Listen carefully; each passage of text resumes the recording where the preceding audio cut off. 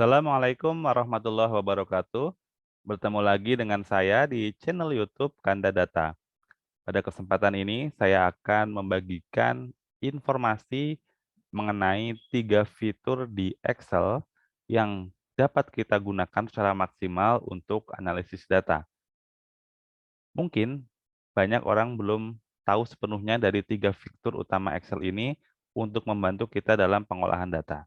Langsung saja saya buka file Excel-nya. Di sini saya punya data penelitian, ada 3 variabel dengan satu variabel terikat, yaitu konsumsi beras, dan 2 variabel bebas, yaitu pendapatan dan jumlah penduduk.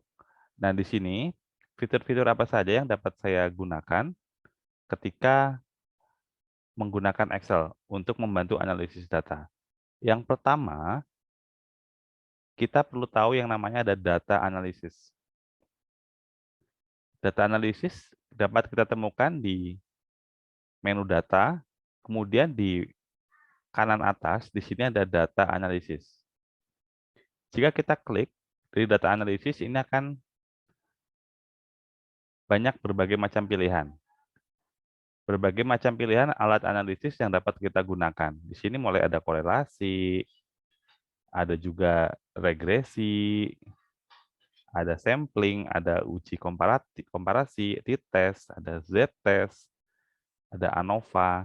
Nah, jadi cukup beragam. Contoh penggunanya bagaimana? Misalkan di sini saya akan menggunakan regresi. Regression di sini ya, saya klik OK, kemudian saya blok yang variabel Y, kemudian saya blok yang variabel X, kemudian saya aktifkan label, confidence level, dan saya outputnya saya simpan di sampingnya saja. Kemudian saya klik OK. Maka hasil analisis akan muncul. Ya, ini contoh untuk yang regresi. Untuk pilihan alat analisis yang lain, silakan Sobat Data bisa pilih yang lainnya. Kemudian, jika teman-teman ketika membuka Excel, ternyata kok tidak ada menu data analisis di pojok kanan atas.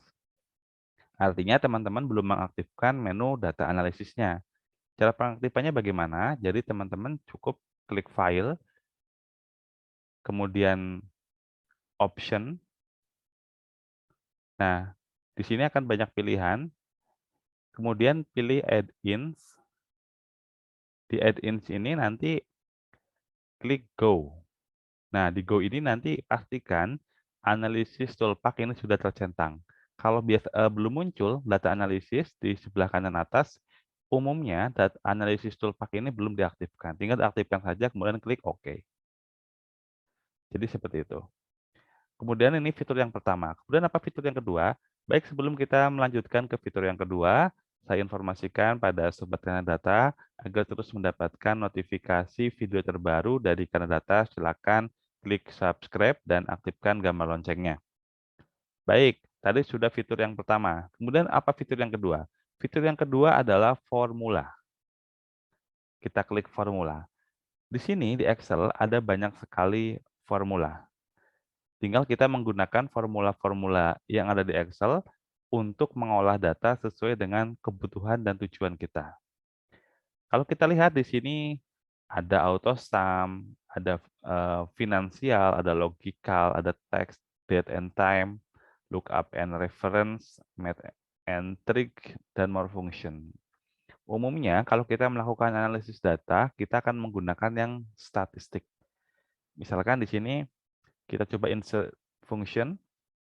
Nah, di sini kan select kategorinya most recently used. Berarti saya menggunakan yang paling sering digunakan ya. Jadi kita utamakan yang di statistikal. Ya, di sini ada banyak pilihan. Mulai dari rata-rata, average, macam-macam, ada chi-square, ada korelasi, ada covariance, ada FINV untuk tabel F, ada F-test, Fisher.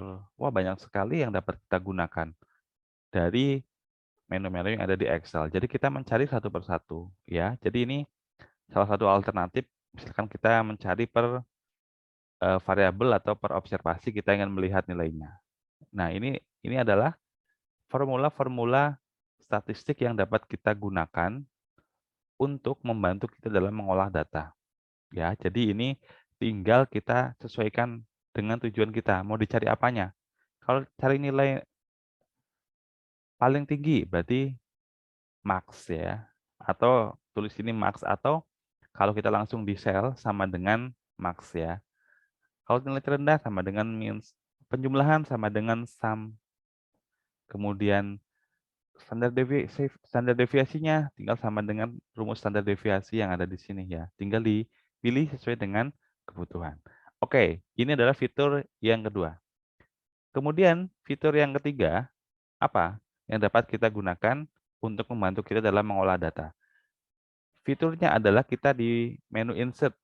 Nah, di insert ini kita bisa memanfaatkan yang namanya pivot table. Pivot table, jadi kita ingin bisa melihat counting-nya ya dari data yang sangat banyak. Kemudian yang kedua, kita bisa membuat table ya. Table, kita misalkan membuat table sesuai dengan keinginan kita. Kemudian yang paling penting, kita biasanya dari data yang kita peroleh, kita akan menyusun yang namanya chart atau diagram. Nah, chart ini yang akan sering kita gunakan untuk membantu menampilkan atau visualisasi dari data hasil penelitian kita. Ya, mulai dari chart pie chart, diagram bar, kemudian ada yang bentuk maps, ya, ada pivot chart.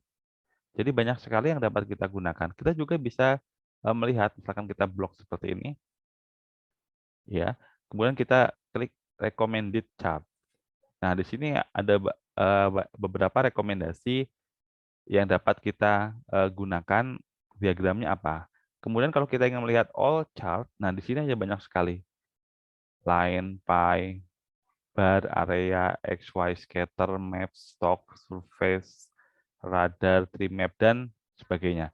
Jadi silakan gunakan chart yang dapat diperlukan untuk memudahkan kita dalam memvisualisasikan data.